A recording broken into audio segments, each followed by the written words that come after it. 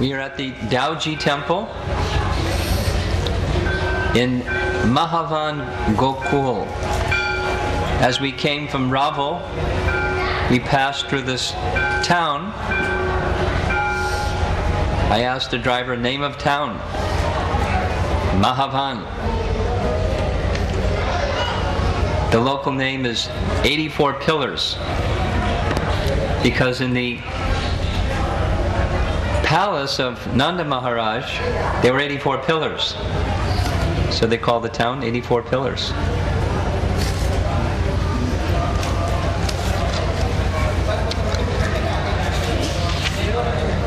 Mahavan is one of the 12 forests of Vrndavan.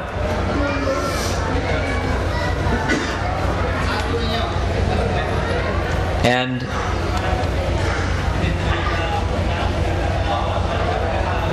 when Lord Nityananda came to Vrndavan, he spent extensive time in Mahavan, and naturally so, because he was in the mood of cowherd boy.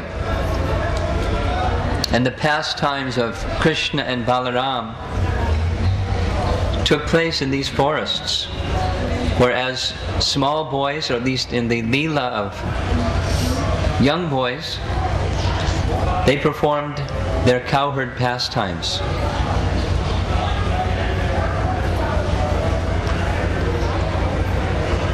Krishna and Balaram remained here in Gokul until Krishna was about 3 years, 4 months. After that time, Nanda Maharaj and his brothers decided that too many demons, too much trouble. This is not good. So they left. Put all their possessions on bullock carts and crossed the river Jamuna and went to Vrndavan forest, which is now Vrndavan town, and some other places, Kamyavan and others, and then returned to his ancestral home of Nandagram. So when you hear of Krishna's childhood pastimes, his Poganda age, we find in Nectar of Devotion, goes from birth up until 5 years of age. So his Bal Leela, his childhood Leela, take place here.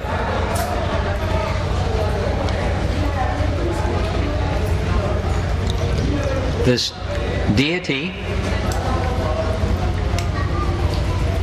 of Lord Balaram is one of the original deities of the personality of Godhead that was personally established by the great-grandson of Krishna, Vrndavan.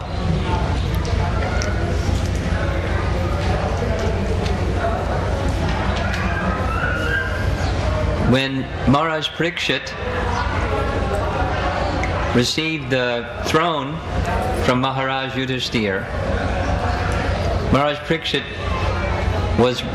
his capital was in Hastinapur, in present-day Delhi. Because he was the emperor of the world, he established the great-grandson of Krishna as the king of Mahavan in the whole of Braj area. So Vajranab established a number of deities. At least very clearly, he established 4 Devis, 4 temples of Lord Shiva, and 4 temples of the personality of Godhead. This is one of them, called the Southern Petal, Dauji. And in Mathura was Keshavaji. And in Vrndavan forest was Gopalji. And in Govardhan was Haridev. 4 deities personally installed by Vrndavan in honor of Lord Krishna and Balaram.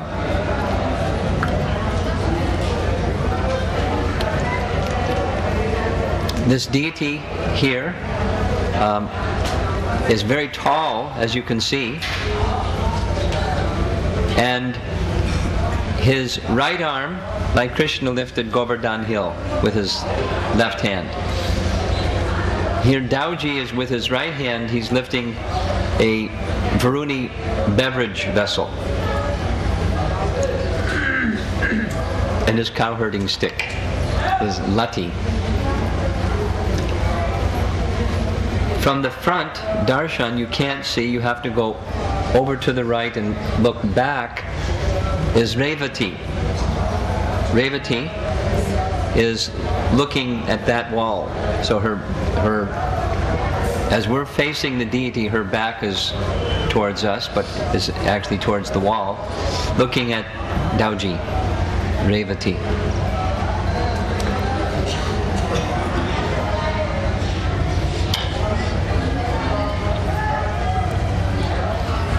I specifically wanted to come to this place second in our Yatra visiting Vrndavan for a very specific reason. Because of who Balaram is and what is appropriate when approaching Balaram, or the place where Dauji is presiding, is to get spiritual strength. One of the many appropriate prayers for this location is to pray to Balaram for the spiritual strength necessary to carry out the process of devotional service to Krishna. I'm sure you've all heard this before, and I'd like to express it again and explore it a little bit with you. Prabhupada taught us that when an instruction is given by Krishna or Krishna's representative, the spiritual master, within the instruction is the capacity and strength to carry out the instruction. You've heard that before. Within an instruction is the capacity to carry out the instruction, the strength to carry out the instruction.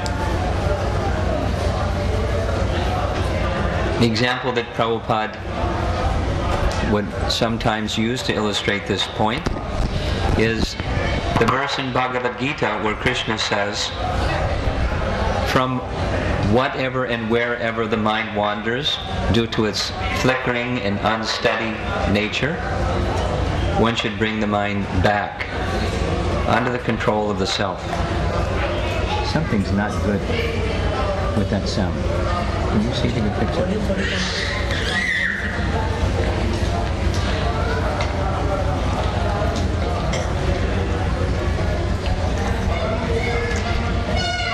So we all have the experience of trying to fix the mind on the holy name. And what is our universal experience? Very difficult. Anybody want to volunteer that they don't have a problem with fixing the mind on the holy name? No problem fixing the mind on the holy name. Any volunteers? But within the instruction is the capacity to fulfill the instruction. Within the instruction is the capacity to fill the instruction. What is that capacity? It's the spiritual strength.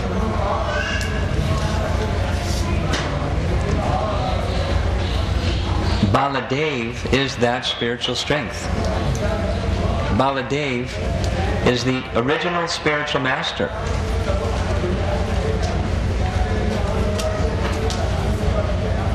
This is taught in Chaitanya Charitamrita, that Baladev is the original. There are many persons who in the course of time perform that function.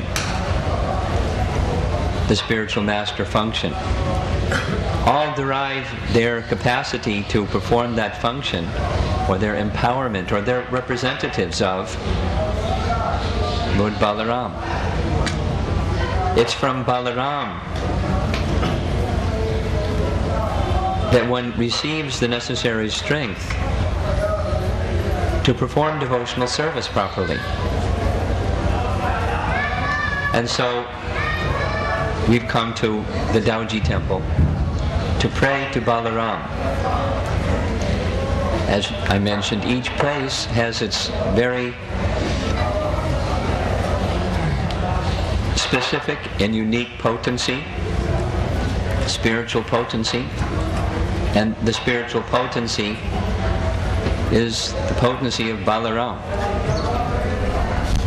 to provide us the strength to carry out devotional service properly.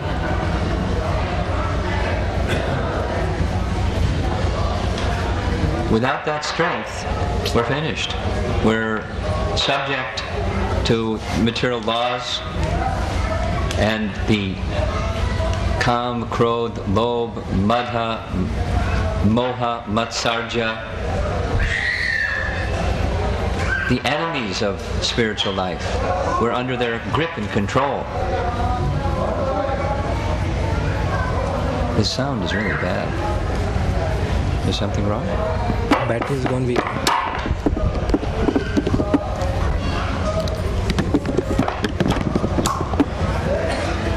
Hare Krishna. That's much better, huh? Little trick, and it's all better. It's good. Thank you very much.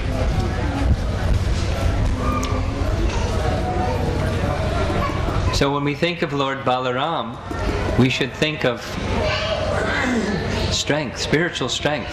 He can give us that spiritual strength if we properly approach Him and sincerely offer our prayers to Him for proper spiritual strength in devotional service. In Chaitanya Charitamrita we find that Krishnadas Kaviraj Goswami explains all moods of service come from Balaram.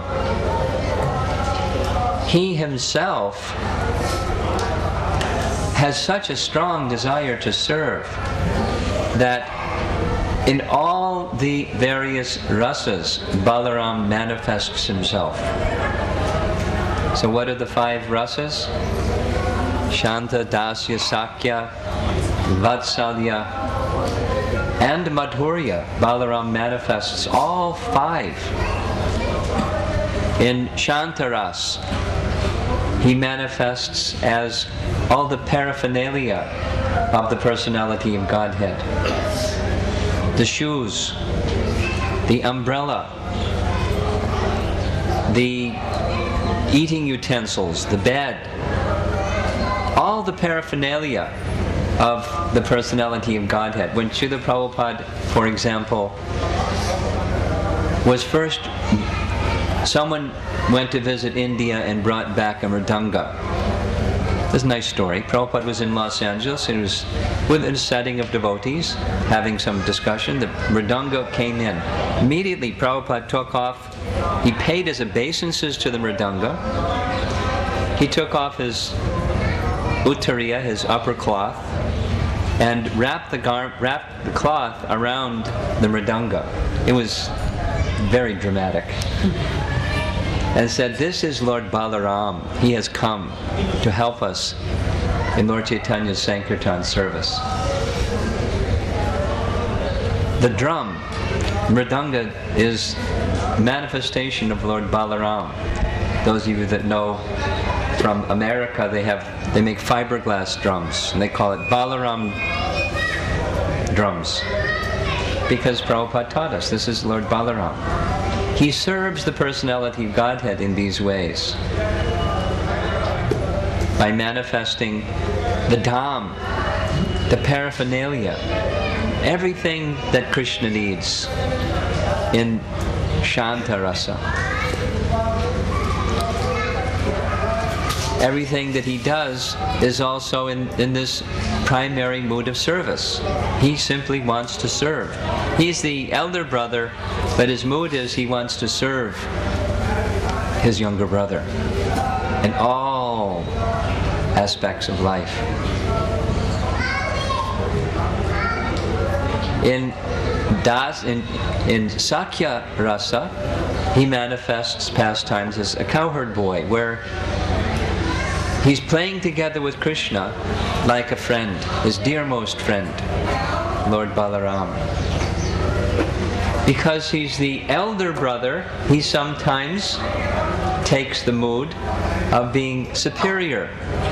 So much so that he's protective like a parent is to a child, as the elder brother sometimes may act towards the younger brother. Vatsalya Bhav is also there.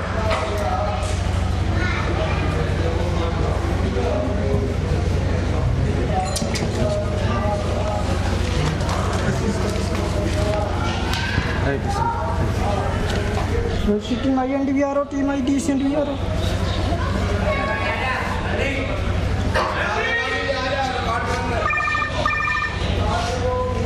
And in Madhurya Rasa, he manifests as Ananga Manjari, who is the younger sister of Srimati Radharani.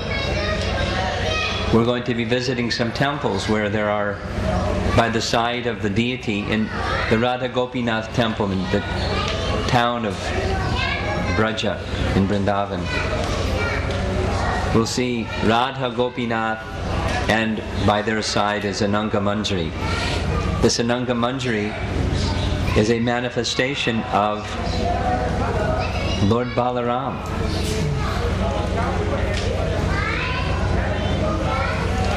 He has such a desire to serve that he manifests in all of these 5 rasas, and Chaitanya Charitamrita explains, for each one of us, everyone, the mood of service comes from Lord Balaram, and this is the constitutional position of the living entity, yes? To be a servant of the Supreme Lord. This mood comes from Lord Balaram. He is the source of the mood of service. How many times have we heard in our scriptures and from our spiritual teachers how important this mood of service, coming to the position of always wanting to serve.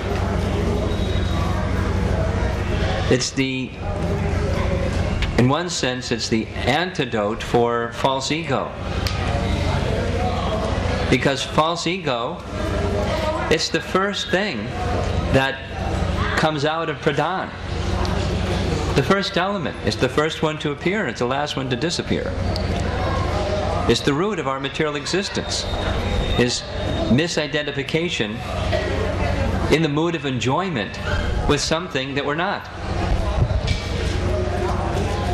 To protect ourselves from false ego and dissolve false ego, this mood of service in everything that we do, trying simply to serve and please Krishna. This is our life. Our life's cultivation in Krishna consciousness. And this mood of service originates in Balaram. Let us pray to Lord Balaram that he can be very kind upon us and strengthen our mood of service, always, to keep us protected from all other conceptions of who we might think we are. Sarvopadi vinir muktam tat paratvena nirmalam. Rishikena Rishikesha Sevanam Bhakti Ruchate. This is Narada's definition of bhakti, dismissing all upadis. But we're so much infested, addicted, not just habituated, addicted. We can't live without some illusory conception of who we are. It's so difficult to overcome this struggle with material identification, but Balaram will give us the strength. He gives the instruction, and he gives the strength to carry out the instruction. One who has such transcendental faith can go beyond the coverings of material conceptions into the true spiritual conception of life. Carry out our lives in Krishna consciousness by the strength that we can receive from Lord Balaram.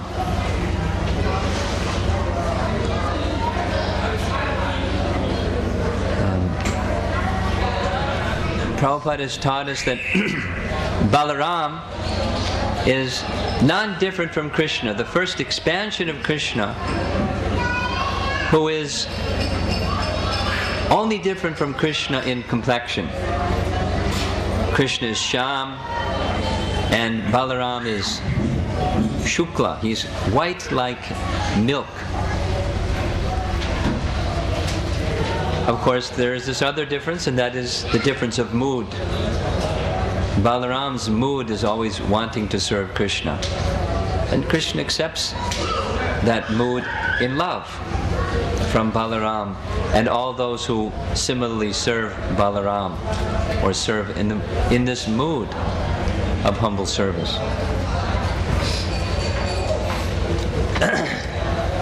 In this pastime, the pastime of Krishna appearing with Balaram, he appears as the elder brother. A long explanation could be given of the previous appearance, because whenever Krishna appears, Balaram appears, or his eternal associates always appear.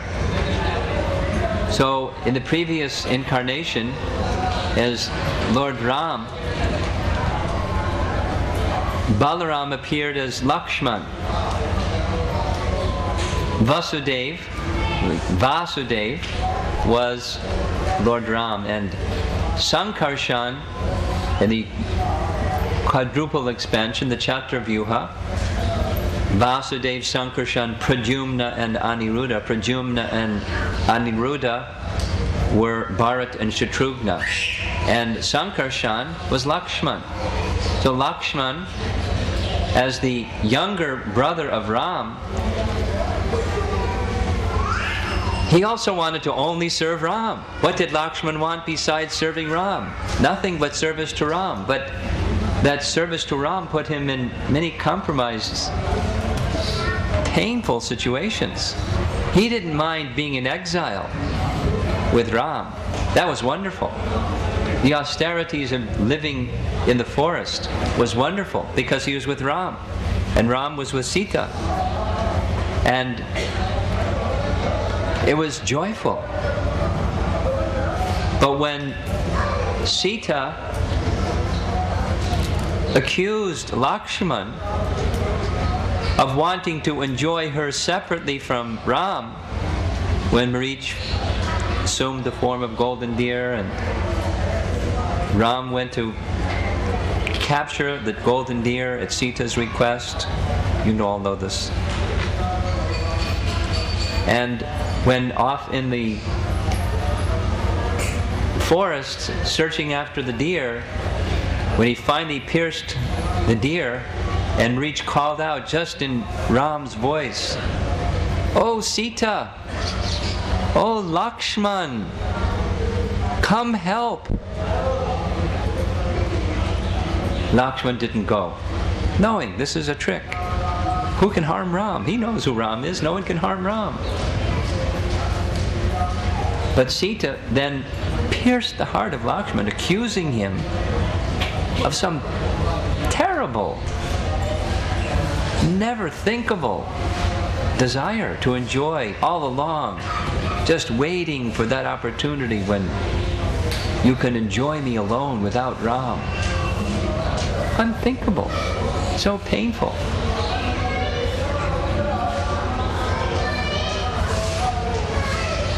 And then after regaining Sita, another very, very painful circumstance. After Sita had been freed from the clutches of Ravan, the arrangement was made for Sita and Ram to again be reunited. And Ram was not showing happiness, but showing distance.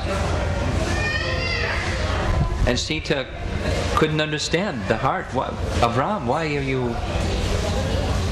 What's wrong? What's troubling you? Why are you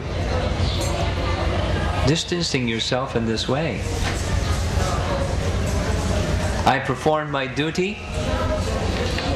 You've now been freed from the clutches of this wicked Ravan.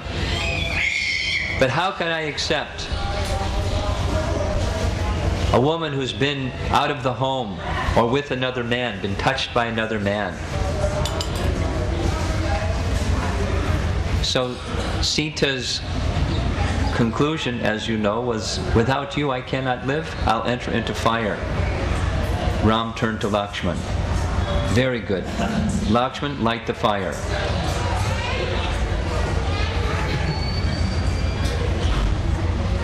How difficult. How painful. But it was the order of Ram. And for Lakshman, there's nothing in life but the order of Ram. But what a difficult order Ram gave. We gathered the wood, and everything was ready. And Ram said again, light the fire.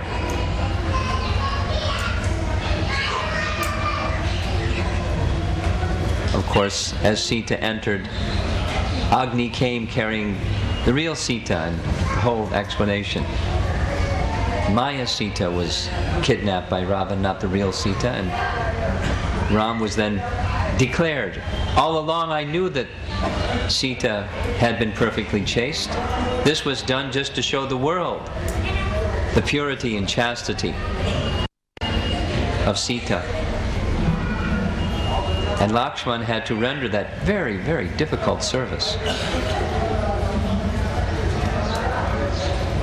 And then after returning to Ayodhya, once again, when Ram heard from some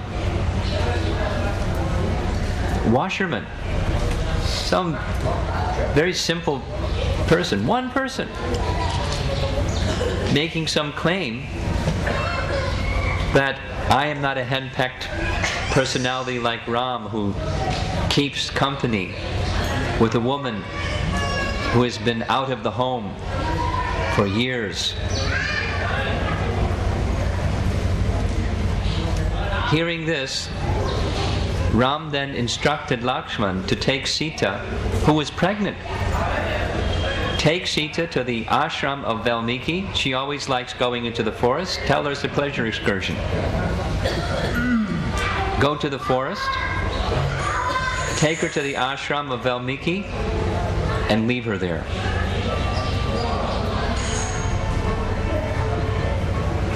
The order of Ram. So hard.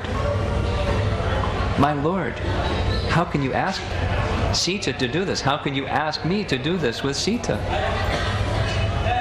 He explained and gave his order again. Such a difficult instruction. When Lakshman was approaching the ashram of Valmiki, Sita was jubilant, but she could understand. Lakshman was in terrible anxiety. His face was showing the great anxiety. What is the cause of your anxiety? We're at the ashram of Valmiki. But because she's who she is, she could understand. Lakshman has some very difficult service to perform on behalf of Ram. What is it, Lakshman? What is it? Tell me. Crying and sobbing, Lakshman informed Sita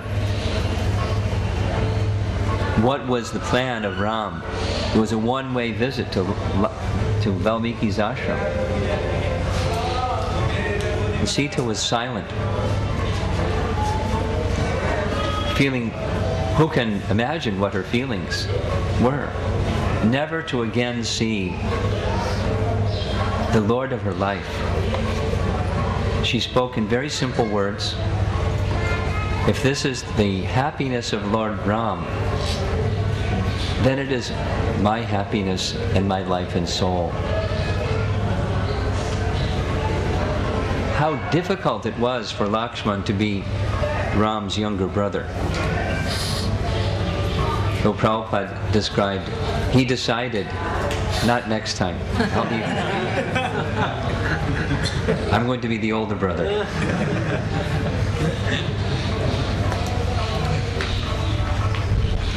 So as the older brother, he would sometimes act in contrary ways to Krishna. For example, he wanted their younger sister, Subhadra, to marry the unmentionable.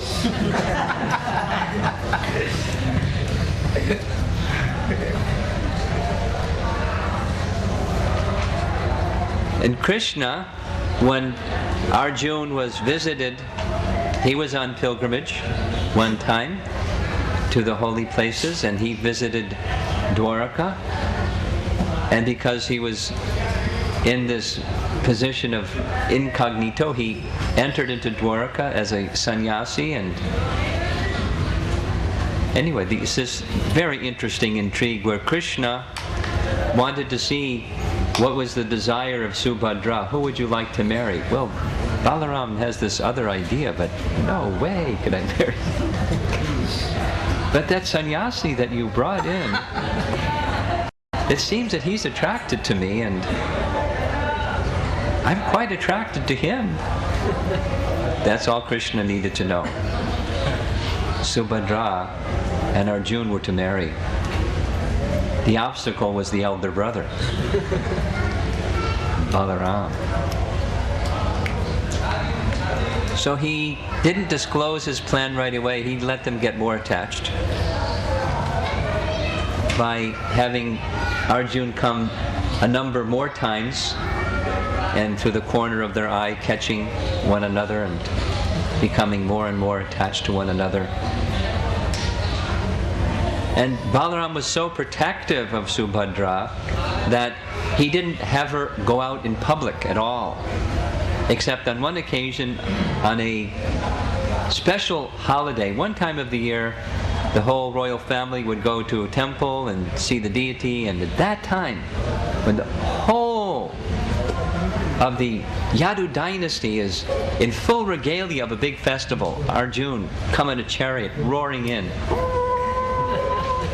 grab Subhadra, take off and kidnap her. Krishna gave the plan. And the Yadu dynasty couldn't believe it. Here comes Arjuna galloping in, and screeching halt picks up Subhadra and off he goes. What an insult! Balaram telling the armies, gather the armies, let's go catch this rascal. What a disgrace to the Yadu dynasty. First we should go ask Krishna though, because we can't do anything without Krishna's. Krishna, please say, give us the word. Krishna just smiled. I think it's very nice. It's a disgrace, it's dishonor to the Yadu dynasty. He just kidnapped our sister, who is to be married to Duryodhana. Krishna said, I think it's a very wonderful combining the Yadu dynasty and the Kaurava dynasty. That's very powerful dynasties. Great. And in our Kshatriya community, this kind of kidnapping marriage, this is very honorable, noble, very good. Why, instead of going to capture Arjuna, we should go bearing gifts and honor him and have the wedding at once. Invite the members of the Kaurava dynasty to come and attend Subhadra's wedding. Balaram was stunned. So the elder brother mood went down and the servant of Krishna mood went up.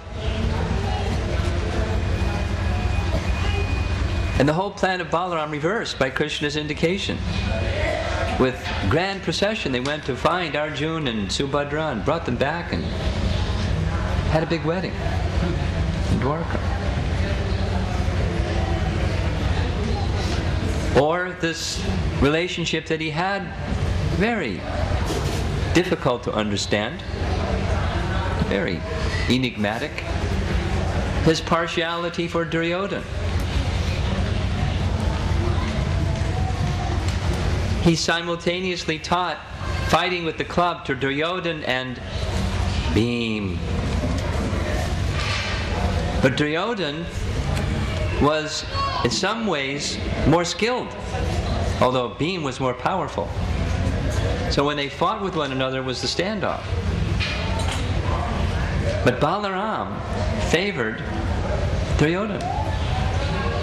So when Bhima finally, under Krishna's indication, broke the thigh of Duryodhana, Balaram, who had been on tour, just happened to come at the same time, and he became so angry. Balaram, whose strength knows no limit. Balaram, who with his plow was going to drag the whole of Hastinapur, along with Karna and Duryodhana, his 99 brothers, and Drona and Kripacharya, and the whole powerful Kaurava army, with his plow, drag it into the Ganges River when they could understand, whoa, don't mess with Balaram. They came out of the palace, please. We didn't understand what we were doing. Please accept our gifts. You can have Samba back, and yes, he can marry my daughter, it's okay. Whatever you want. Because he's Balaram. So powerful is Balaram that with just one, killed one of the most powerful demons in the whole entourage of demons of Kamsa, Pralambasura. So mighty and powerful was Pralamba, feared by everyone. One punch, dead. Dhanuka whirled him around and threw him on top of the tal trees. We'll be going to Talavan tomorrow. So powerful is Balaram. He's the source of all strength. But when the indication comes from Krishna, that strength becomes subordinate to the will of Krishna. This is the mood of Balaram. So whatever, same for our lives, whatever capacity we have, certainly nothing like the strength of Balaram, but whatever the capacity is that we have, whatever gift it is that Krishna has given us, endowed any one of us, that is to be subordinate to the desire of Krishna. And false ego may try to prevent us from doing that. In fact, pretty good at doing that, preventing us from subordinating ourselves to the will of Krishna. But Balaram gives the strength to accomplish that.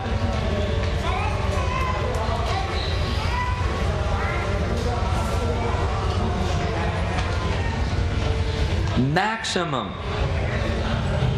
exhibition of this mood of service and compassion of Balaram is found in Lord Nityananda Ram. Lord Nityananda Ram is the same as Balaram. Balaram Hoilo Nitai. So that same Balaram who could have did as he did in his Leela as Balaram, destroyed so powerfully so many opposing forces. When coming in contact with Jagai and Madhai, who threw a clay pot and smashed him in the head. Finished. 2 rascals. Just like that. But what did Nityananda Ram do? He said, that's all right. Just chant the holy name of Krishna. This is the order of Lord Chaitanya. Just chant the holy name of Krishna.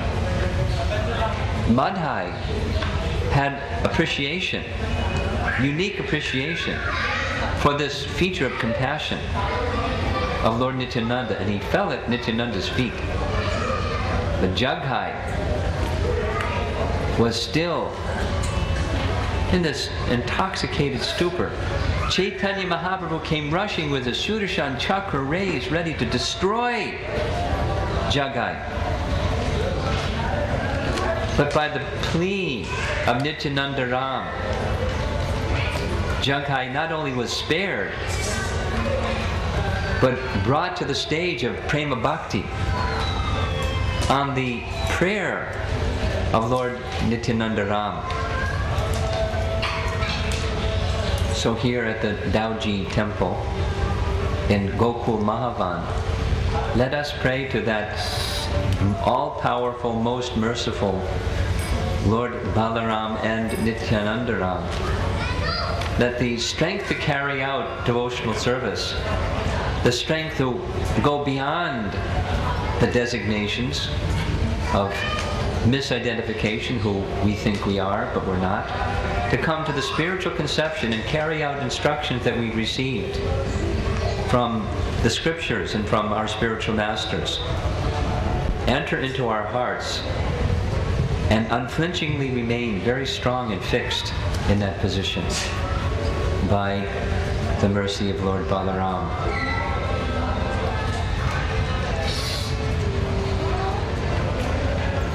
The appearance of Lord Balaram here in Gokul Mahavan is a very wonderful narration.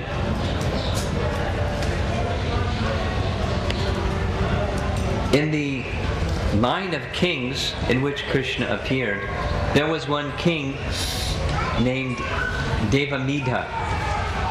Devamidha came and made his residence in Mathura, and he had 2 wives. Devamidha had a wife that was a Kshatriya, and he had a wife that was a Vaishya.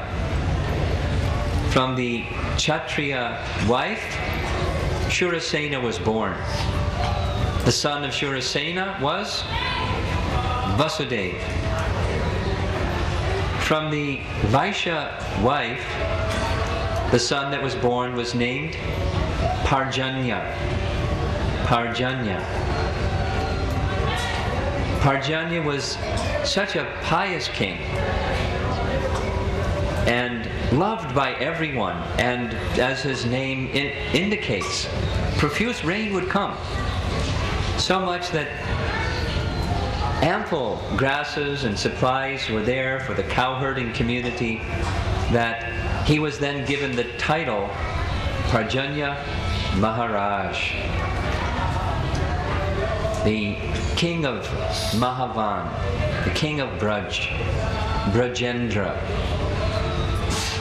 Braja, Indra, the king of Braja. And Parjanya Maharaj had 5 sons. Nanda was one of those sons. The eldest was Upananda, and Abhinanda, and Nanda, and Nandan, and Sunanda, the Nanda brothers. Because Upananda was the eldest, he was the natural inheritor of the honor of being the king of Braj. But because he knew that his middle brother, Nanda, was superlative to him in all respects. He therefore, when it was time for Parjanya Maharaj to retire from active duty as the king, he turned the kingdom over to Upananda, who simultaneously turned it over to Nanda. And Nanda was then crowned king of Braj. And his explanation was, even look at my name, Upananda. And there's the real Nanda. And everyone understood his mood, and everyone loved Nanda Maharaj, so Nanda Maharaj became the king of Braj, Brajendra. So we know one of Krishna's names is Brajendra Nandana, who was to inherit the title the king of Braj, except he left when he was just 12 years old to go to Mathura, never to return, or apparently not to return.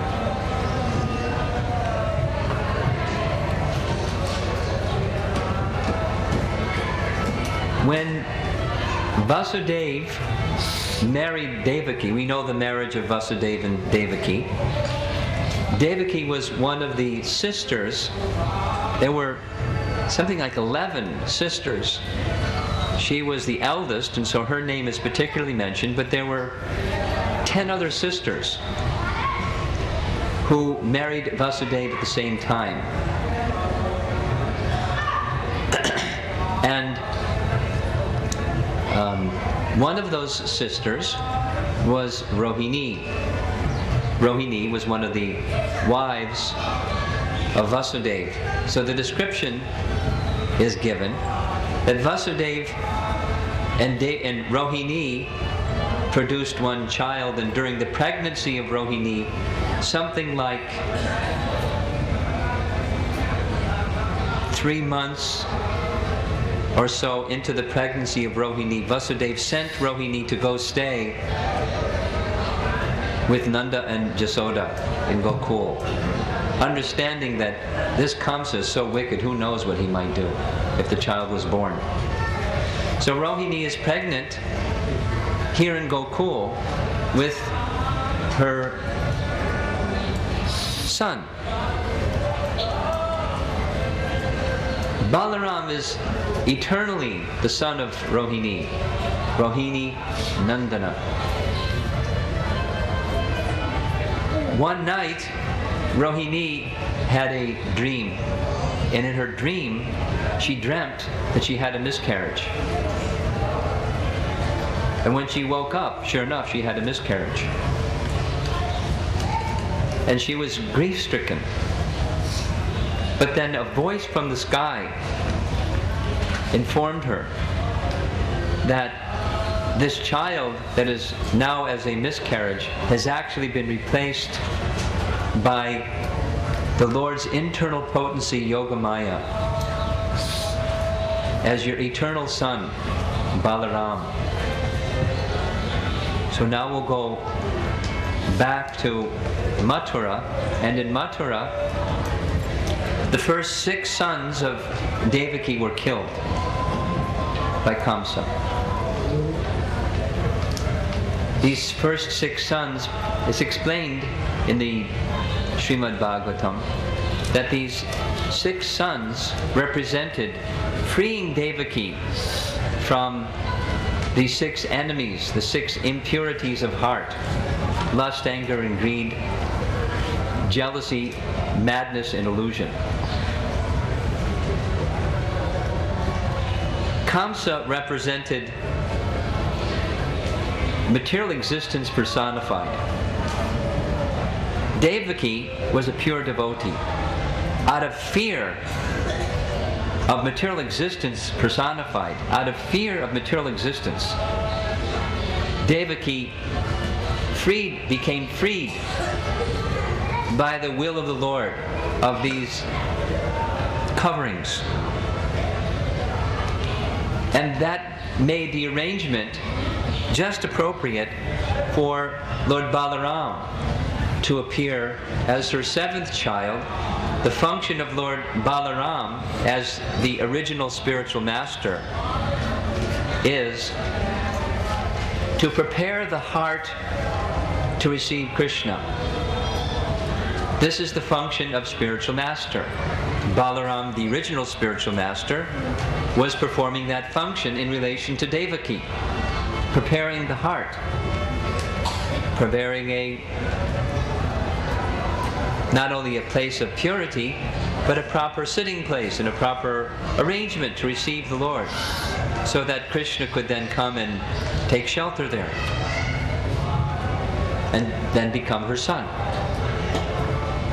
So, by the arrangement of Krishna, during that 7th pregnancy, the child within the womb of Devaki was transferred by Yogamaya to the womb of Rohini, and thus Rohini Nandana was born. You know, another Immaculate Conception story for those that know a little bit about Christian theology. By the arrangement of the internal potency of the personality of Godhead. So there's some detailed description of how all of this happened and exactly, you know, when during Rohini's pregnancy she was transferred and when Balaram was born. Skipping all that interesting detail. He's the elder brother. Not exactly brother, because Rohini is the mother. But then the 7th child of Devaki, same mother. But Balaram, listen to this carefully, Balaram eternally resides here, just as Radharani eternally resides in Raval. He's always here. And sometimes manifest, sometimes not manifest. When the form of the Lord was transferred by Yogamaya, that form of the Lord merged with the personality of Godhead eternally present and made his appearance as Balaram. Same. The Vishwanath Chakravarti Thakur, in his commentary, Prabhupada mentions it briefly. It's elaborately discussed in Vishwanath Chakravarti Thakur's commentary. When the 8th child of Devaki was born, this was four-armed Vasudeva Krishna. And four-armed Vasudeva Krishna then assumed a childlike form at the request of Devaki. But then with the prior instruction that he then be carried to the other side, to this side of the Jamuna River, and then on this side of the Jamuna River be placed by the side of Jasoda. So Jasoda gave birth to 2 children, according to Vishwanath Chakravarti Thakur. And Yogamaya was born, and then Swayam Bhagavan Krishna was born. So when Vasudeva brought Vasudeva Krishna to Gokul, this Vasudeva Krishna merged into the form of Swayam Bhagavan Krishna. Because Krishna eternally resides in Vrndavan. And Vasudeva Krishna appears in Mathura. In fact, when Vasudeva was carrying Krishna across the river Jamuna, what happened? He slipped out of his hands. For those of you that are parents, imagine the very evening that your child is born. Imagine you lost 7 children. The 8th child is in your hands, and he falls into the river Jamuna. My God. What would you feel? Vasudeva panicked. Of course, this was the arrangement of the Lord's internal potency, and he found the child in the river. Vasudeva Krishna remained in Mathura, and Swayam Bhagavan Krishna is now in his hand. Krishna never leaves Vrndavan. Same when Akrura was taking Krishna from Vrndavan. Same, just in reverse. Krishna stayed in Vrndavan, and the four-armed Vishnu went with Akrura into Mathura. right? The scene in the... We're going to be going to Akrura Ghat. Akrura went into the river to take bath before entering Mathura. When he went into the river, he saw Krishna and Balaram in the river. But he had just seen them on the chariot, so he went back to the chariot. And there they were in the chariot. Went back to the river. It wasn't Krishna and Balaram, it was Lord Vishnu and Anantashesh, surrounded by all the Devas and Gandharvas, singing songs glorifying the personality of Godhead. And all auspicious prayers.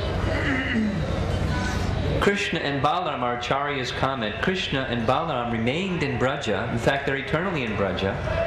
Vasudeva Krishna went back to Mathura, and Vasudeva Krishna came from Mathura and stayed in Mathura. Swayam Bhagavan Krishna is in Gokul, and Balaram also, the eternal brother.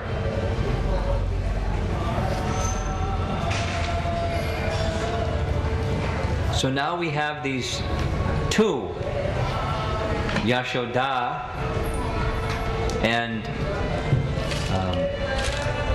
Rohini, as the mothers of these two transcendental personalities, Swayam Bhagavan Krishna and Balaram. And what transcendental pastimes they had together.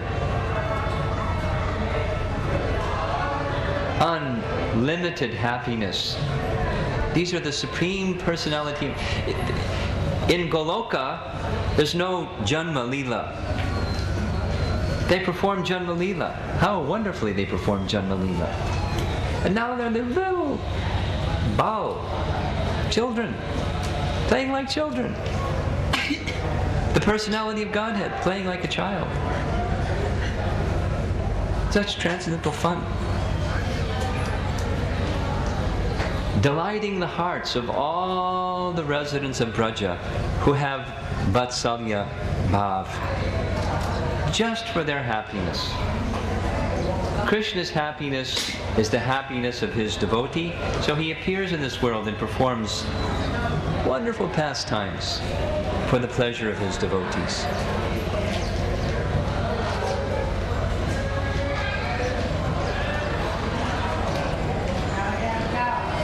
Practically some short weeks after Krishna was born, of course, after Krishna was born, Nandotsava was performed the very next day.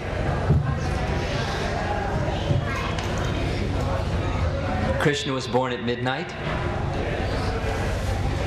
and by the time the sun was just getting ready to rise, Nanda Maharaj was off in the Goshala, milking the cows.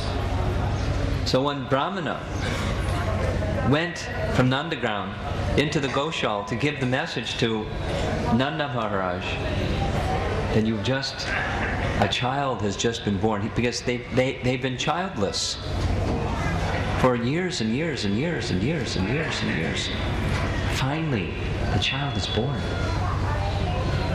The Brahmana, having seen the beauty of this child, was so captivated, so thrilled, so transcendentally enlivened, that when he went to give the news to Nanda Maharaj and Upananda and the other cowherds that were milking the cows, he couldn't speak.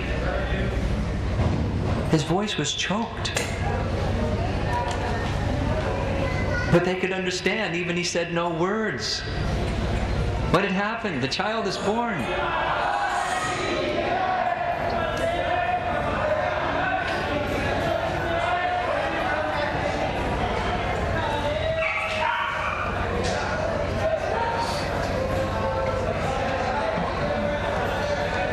Something like that. So at once, Nanda Maharaj ran to his home to be in the presence of the child. He wanted to be clean. He took his bath, put on fine garments, and went running to the place where Jasoda was.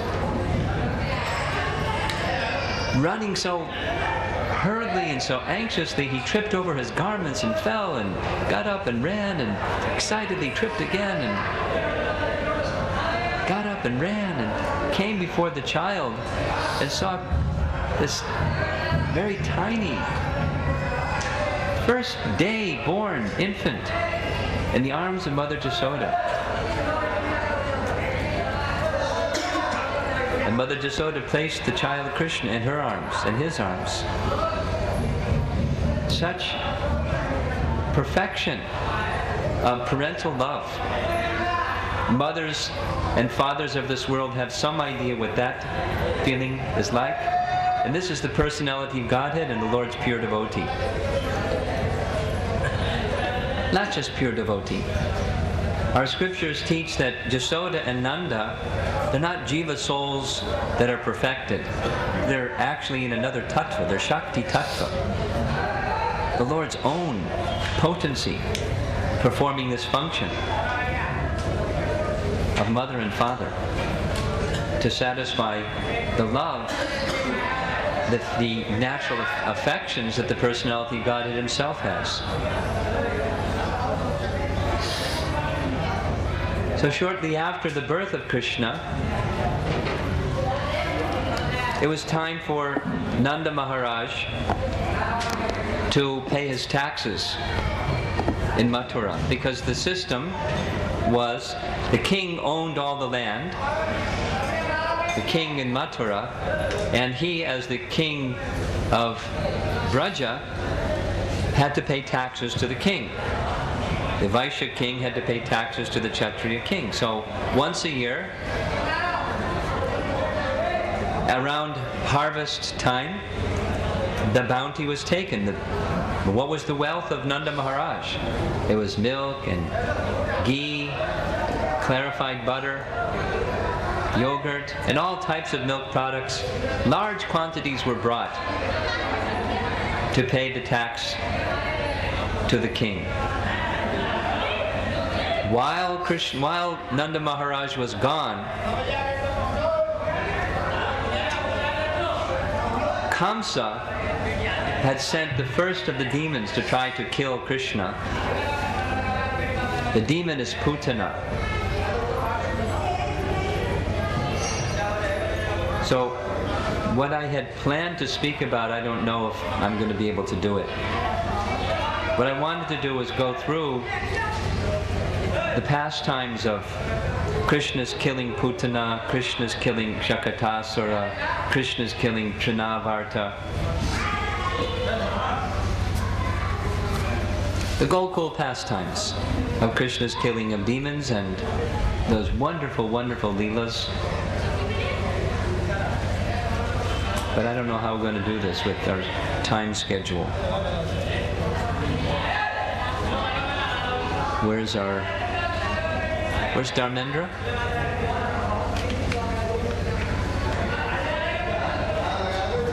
Schedule?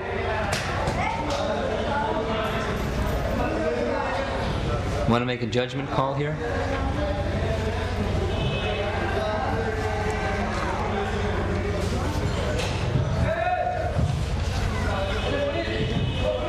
What do you think?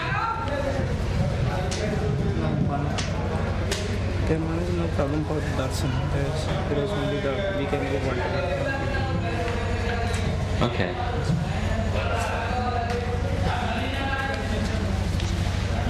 He has no problem if we continue, at least as far as our schedule. What about the heat of the sun? Are you okay? You're okay? And nobody wilting? There's a little shade over here and over here if you're wilting. Also over there. I'll continue.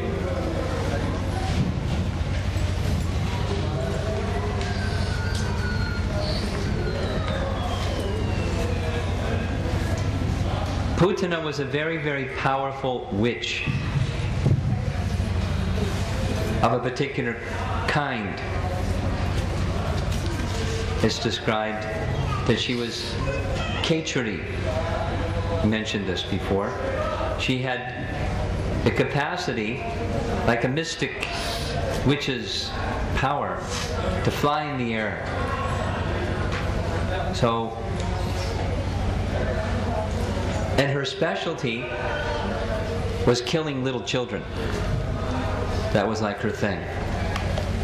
She specialized in killing little children. And when she would kill little children, she would drink their blood. That was like her specialty. Thousands of small children she had killed in this way. She was expert. Kamsa sent her first.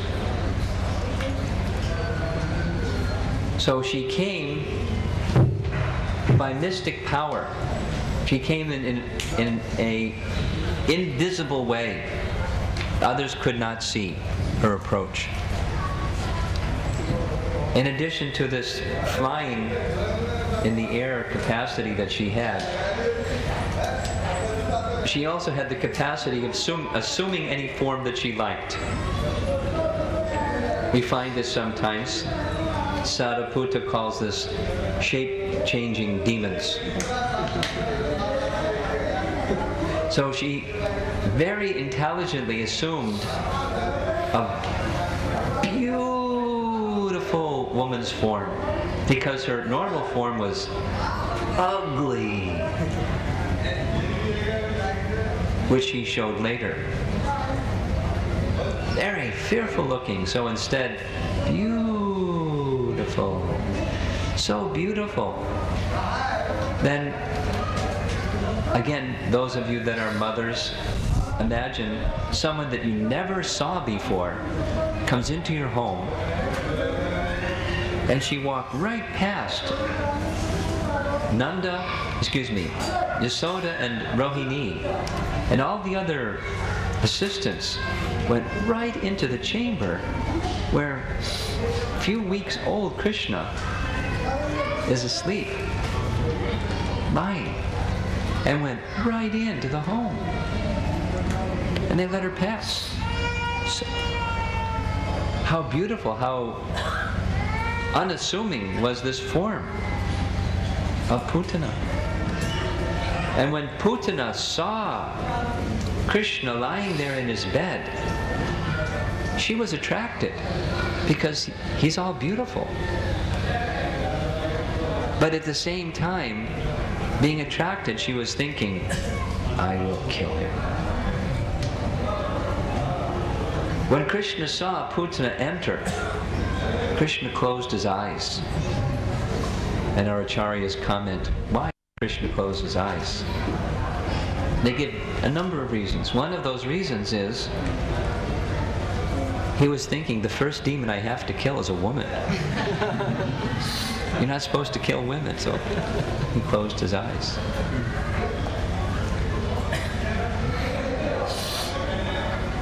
But Ram, the first demon he killed, was also a woman. So it's not against religious principle when someone of such demoniac character comes. That rule is to be broken. Another reason he closed his eyes, our Acharya's comment, is he knew how many children in cold-blooded murder Putana had killed. He didn't want to see her face. Terrible person. Terrible person. He closed his eyes. Then Shukadeva Goswami says that although Krishna appeared to Putana like a rope, actually it was a poisonous snake ready to kill her. And Putana appeared to be like a sword in a sheath, covered. Her real mischievous intention was covered by her beauty, but actually it was a sword-like intent of killing Krishna. So she went right up to Krishna and picked up Krishna and immediately began to offer her breast to breastfeed Krishna. Now Krishna knew exactly what her plan was. And so his plan was to accept her motherly intent, accept her breast milk, at the same time to kill her. Now those of you that know how big are the hands of a child a few weeks old, so tiny are the hands, little, delicate little fingers. Krishna, with those little delicate fingers, but the strength of the personality of Godhead, grabbed hold of the breast of Putana, accepted, knowing that on the breast of Putana was the poison enough to kill 10,000 men. He's just a little baby. Sucked the breast of Putana and squeezed her very hard. So hard, little tiny child, but the strength of the personality of Godhead, that she was in great pain. Terrible pain. And she cried out, "Child, leave me! Leave me!" And as Yasoda and Rohini, they were seeing this happen. Imagine what they felt. Screaming so loud. Krishna squeezed harder. And so Putana, in such pain, was trying to pull Krishna off her body. He wouldn't let go. She ran out of the house, screaming, "Let go of me, child, let go, please let go." Krishna wouldn't let go. He was holding on, squeezing. Her body began to expand. She was in such pain that her mystic powers are being diminished. And so her normal-sized form, normal shape and size, began manifesting. And she went outside the house of Nanda Maharaj and fell to the ground. Her body expanded 12 miles. How many miles was it from Raval to here? 15 kilometers. How many miles is that? 7 miles. 6, 7 miles. 12 miles long. Bhagavatam says all the trees in all directions for 12 miles were knocked over. Imagine Mother Jasoda's anxiety. Imagine her anxiety. Krishna! And all the gopis of the same anxiety, running out to see what happened, and saw this huge form. Gigantic form. Described her eyes were like 2 giant wells. Her hair sprawled out was like red bushes in all directions. Her abdomen was like a giant lake. Her breasts were like 2 hills. Her legs were like 2 mountains. Huge form. And they saw climbing on top of this giant Putana form was little Krishna. Just playing. Putana was dead. But they were in anxiety for Krishna's well-being.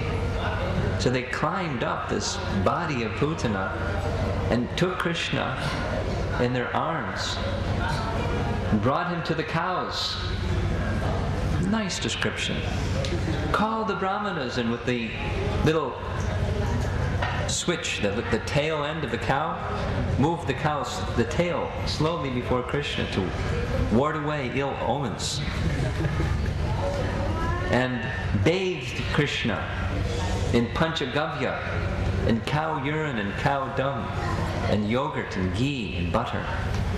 How valuable is the cow to purify, to sanctify. Call the Brahmins, chant the mantras, protect Krishna.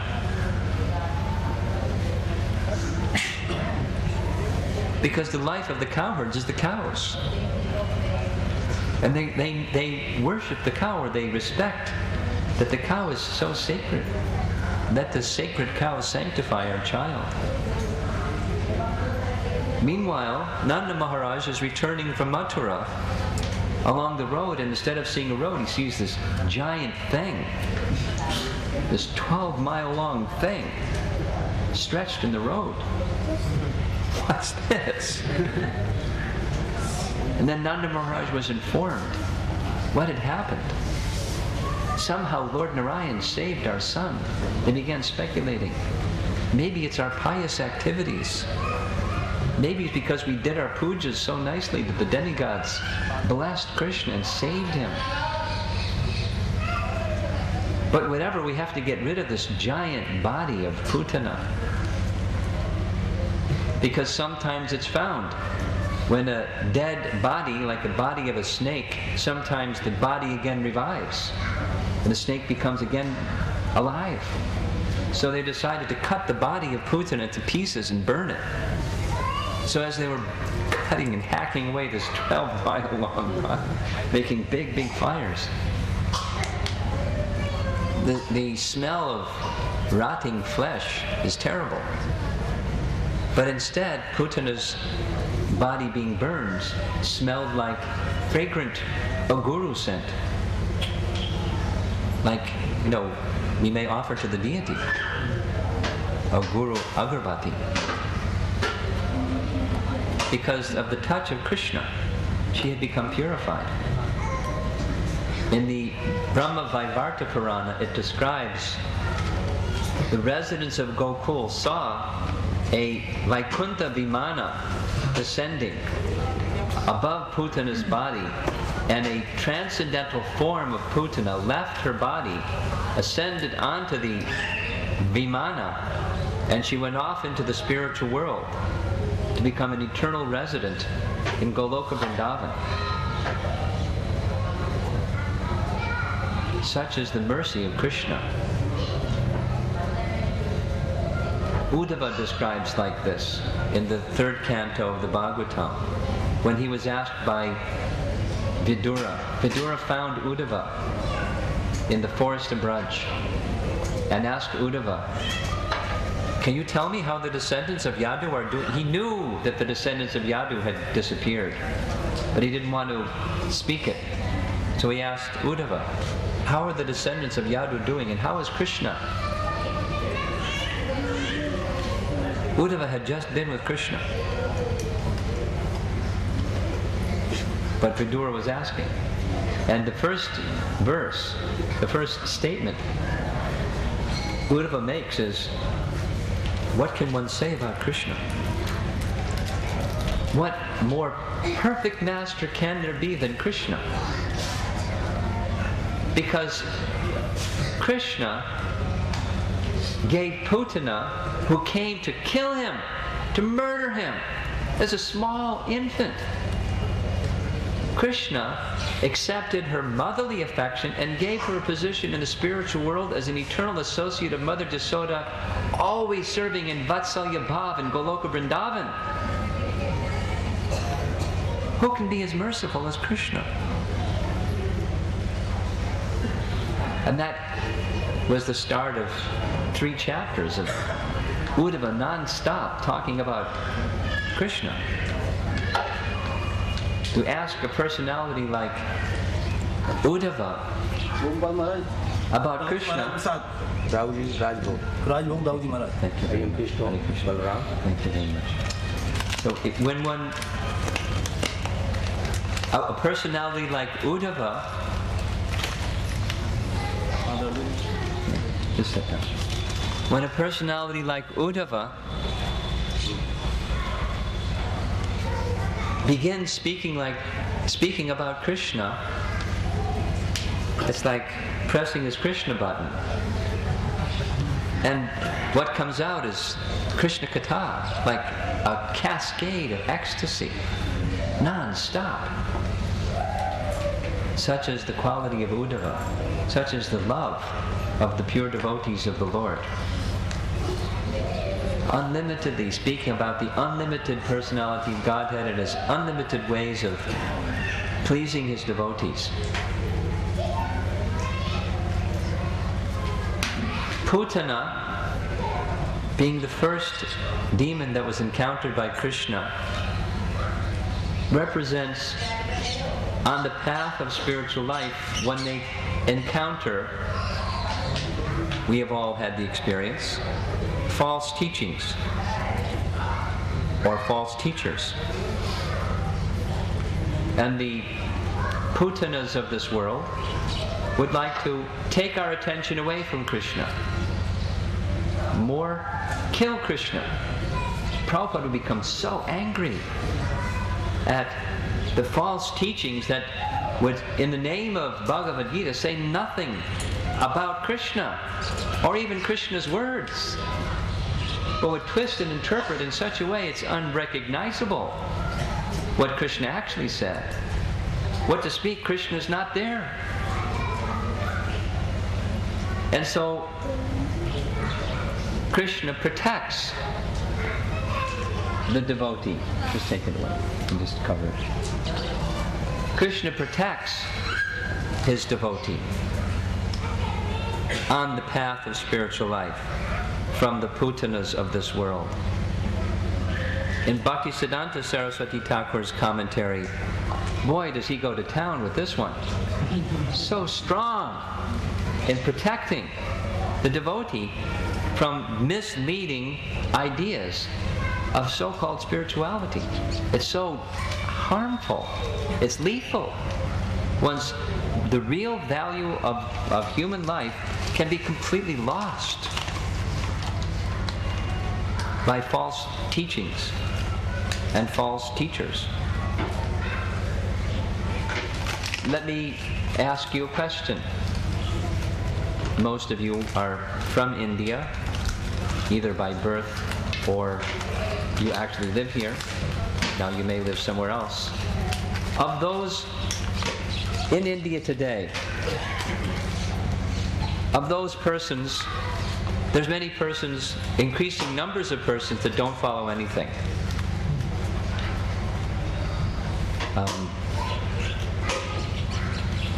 I was terribly shocked to see in the Delhi airport a McDonald's restaurant. In Delhi, there was a long line. An Indian Airlines lounge in the, past the check-in area, and you're sitting around waiting, and then there's, where's the values of, where's it gone, and where's it going? Of those people that have some sense of religious life, many are interested in the benefits of worship and getting something. Om Jaya Jagadisha Hare. But of those that have what they consider to be a spiritual conception and beyond gaining something worldly, just that sector, how many of them are Krishna is gone, or impersonalism? It's all one. How prominent is that in India today? Huge. Huge. And with internet and other types of media, abundant is this misinformation. They're the putanas of this world. And our acharyas want to protect us from that. So to place the personality of Godhead as He is in that position is real protection. By Krishna's killing Putana, He showed that for those who are sincere on the path of spiritual life, He will protect from such personalities. But Krishna's kindness is, in the case of Putana, not becoming inimical to Putana, but giving her a position in the spiritual world. How kind is Krishna? And how kind is Krishna upon his devotee? If Krishna is so kind to Putana, what to speak of Krishna's devotee?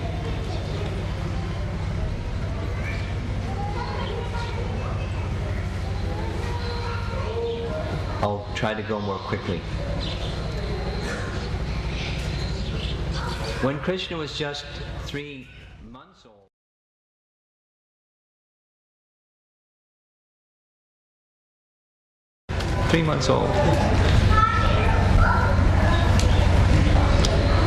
and Mother Jasoda, recognizing 3-month-old Krishna is hungry, she laid down with him near a cart in the back of their yard. In our, I don't know if you have this yet in India, but we have this system now in America all over the place, where there's storage. Like, you got extra household stuff you don't know, it doesn't all fit in your house, you get a storage space. You rent a storage space. The system in Gokul is they just had a bullock cart in the back of the yard, and in the bullock cart they put extra stuff. You know, things that they would from time, big heavy vessels that they would use on occasion, but otherwise they wouldn't use, so they just piled up these big things on the back of a bullock cart. And she laid down with Krishna to feed Krishna so that he would rest. Both. Feed Krishna, and it was to bring Krishna to the position where he would be very peaceful enough to rest. She laid in that position with Krishna. And when Krishna fell asleep, then she went to attend her guests who had come for the Uttana festival.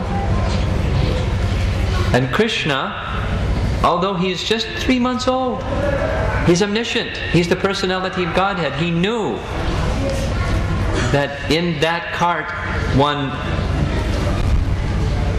demon, who was a disembodied creature, had taken shelter with a specific intent to kill him. Krishna wanted to release him from that demoniac mentality, and so with his little, tiny, 3-month-old little legs, kicked the axle of the cart. 3-month child, big, heavy cart with big, heavy utensils.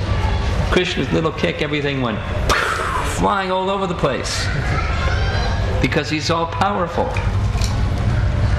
Again, our acharyas comment that Vamana exhibited this huge form to pierce the coverings of the universe with his second step. Krishna just kept his little baby form. Didn't have to change anything. Lord Nrsingadev appeared as fierce, half man, half lion form to destroy Hiranyakashipu. Krishna just kept a little 3-month-old form, kicked the cart. The cart came smashing down on this demon. And when everyone heard the big clamor, Mother Jasoda immediately knew Krishna was under that cart. Oh no, Krishna!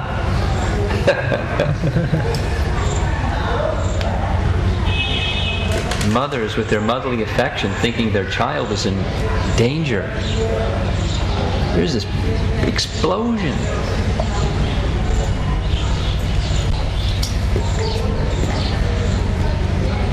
Very similar to the Putana situation. Immediately they got the brahmanas to chant their mantras and the Panchagavya, Abhishek of Krishna, and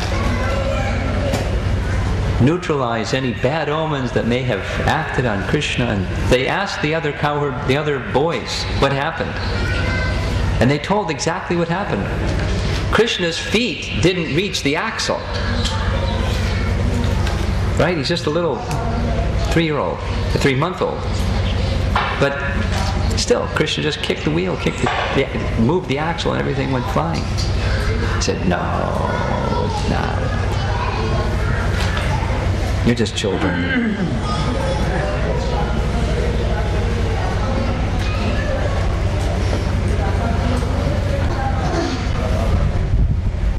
Krishna destroyed the Shakat Asura, who represents the load-carrying propensity. we have in our hearts a whole load of undesirable things, unnecessary things, unwanted things, anarthas. And Krishna, when he sees the sincerity of his devotee, removes those things from the heart of his devotee, or this load-carrying propensity.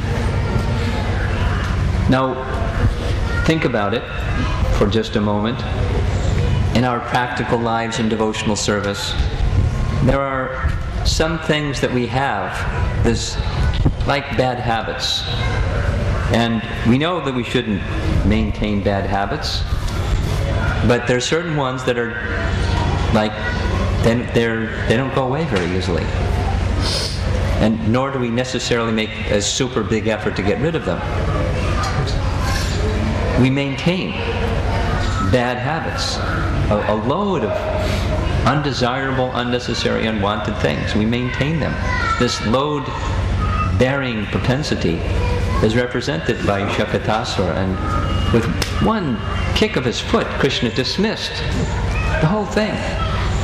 Once Prabhupada received a devotee who had left his association. Prabhupada brought someone to Krishna consciousness, gave this devotee initiation, and after some time the devotee went away. And then the devotee came back. And he was so repentant, feeling ashamed to be in front of Prabhupada. And Prabhupada was very merciful. I said, "Why did you go?" He said, "Well, I was struggling so hard with this load of unwanted things." And Prabhupada's comment was, "Don't you know, with one kick of my boot, I can rid all those things just like that? Don't you know that? Please don't ever go away again." And that devotee to this day is still practicing Krishna consciousness very nicely. Because by taking shelter of the spiritual master and Krishna, then that load of undesirable, burdensome things can be at once dismissed. Again, this is this Balaram. Within the instruction that certain things are unwanted, undesirable, we may not feel we have the strength, but Krishna will give us the strength. Balaram will give us the strength, and at once dismissed.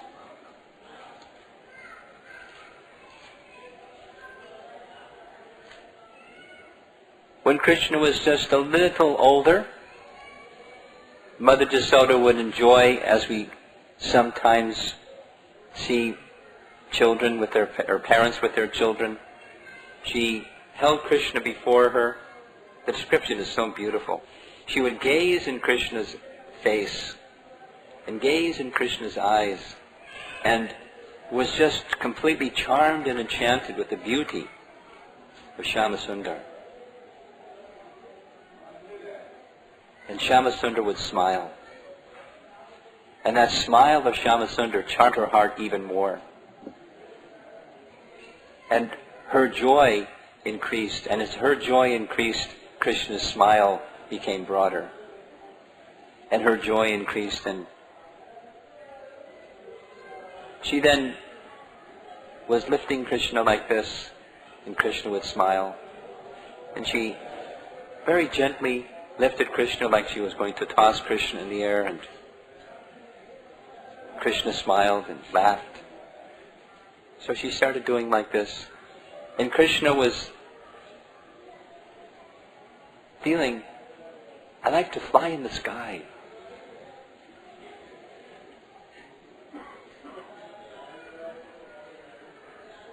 But Mother Jasoda can't do that. But there's this demon coming who will carry me into the sky. Trinarvartam. But I don't want Jasoda to see this, because she'll become too much in anxiety. So Krishna then decided that he would become supremely heavy. All at once he became so heavy, Mother Jasoda couldn't lift Krishna, and she placed Krishna down. And Krishna was just lying. So she went to attend some of her duties in the house, which was just as Krishna had planned, which was also just as Trinavarta had wished. Trinavarta was a demon who had this capacity to move in a circle like a whirlwind.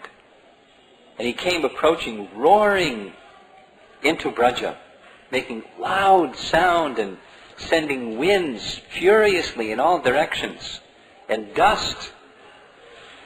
So thick was the dust that people couldn't see in any direction. And he went right to where Krishna was and picked up Krishna, placed him to his chest, and went soaring into the air as a whirlwind. Mother Jasoda was thinking, with this terrible wind, I have to find Krishna, but I can't see anything. Her motherly affection was being obstructed by this terrible windstorm and sandstorm. She couldn't see anything.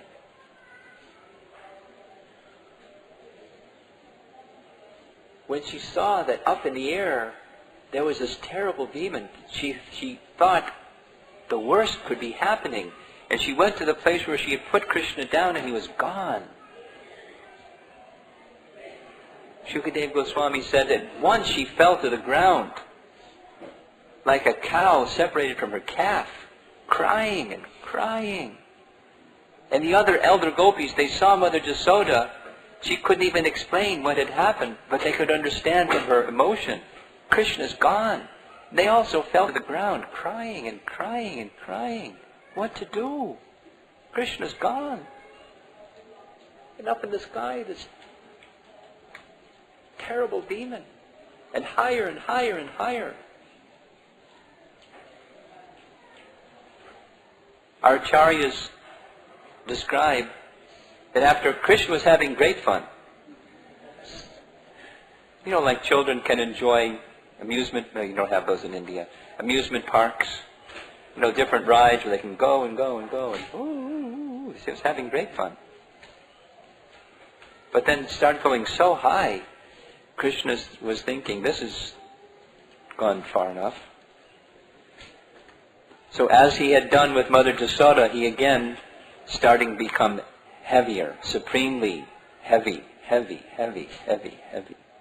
So heavy that Trinavarta lost his momentum and couldn't go any higher. And the weight of Krishna became so great, he started pulling Krishna down, pulling Trinavarta down.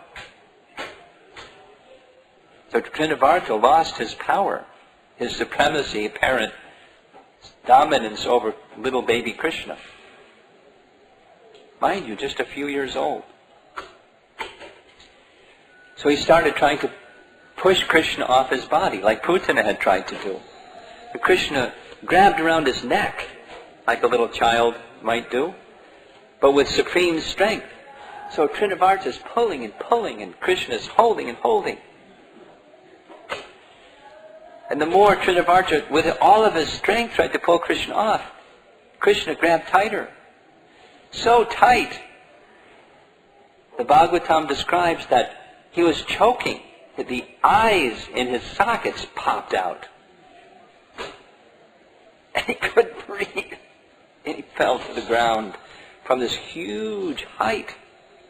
Fell down to the ground, crashing, full force, on a big stone slab.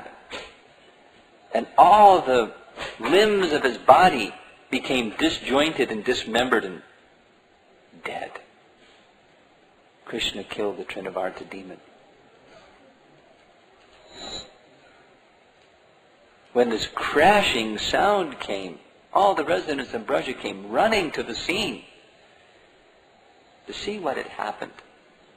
And when they saw this terrible looking being, Trinavarta, stretched out, huge body, terrible features, they were so afraid.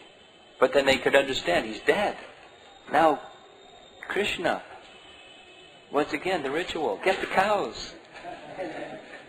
Panchagavya, Abhishek, Brahmins, chant the mantras.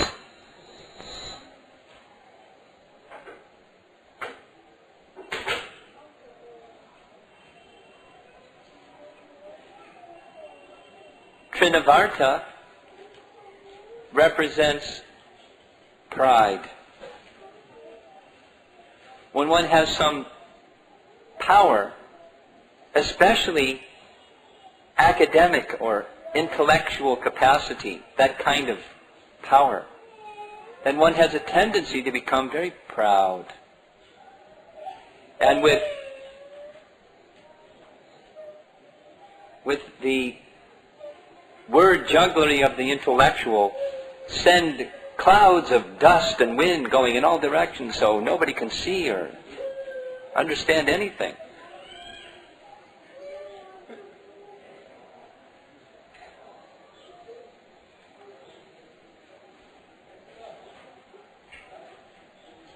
One must be very wary of the problem that possessing some intellectual strength has if one is not in the proper mood of service to Krishna. Very quickly can become the kind of pride that's a self-destruct pride. And Krishna doesn't like pride. Certainly not in the hearts of his devotee or in the hearts of anyone.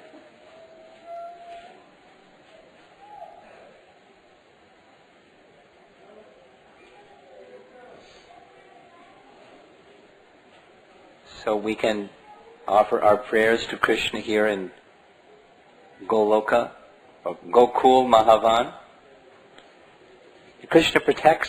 May Krishna protect us from these obstacles on the path of devotional service.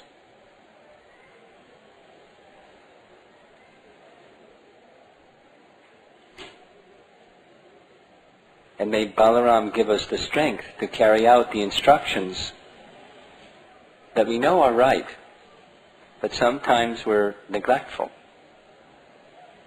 It makes the difference between transcendental life and struggling very hard in material existence. Taking shelter of the personality of Godhead with great faith in the instructions that we receive and the strength to carry out those instructions coming from Lord Baladev. The deity Dauji, concluding comments here, the deity that was installed by Vajranabh at some point in time was hidden deliberately because of invasion of armies coming from the north. There was a lake very near the temple here, and the deity was placed in the lake and the pujaris ran for their lives, and after some time the deity was forgotten. Shortly before Chaitanya Mahaprabhu came to Vrndavan, the deity was again found and installed and worshipped here. And Chaitanya Mahaprabhu came just as we were chanting earlier in this very place, very courtyard, was chanting the holy names of the Lord and worshipping this deity of Dauji. So Gokul Mahavan is a very sacred place in Krishna's pastimes. Of all the places in all of creation Krishna could have appeared, he chose this place to appear, as Radha chose Raval to appear.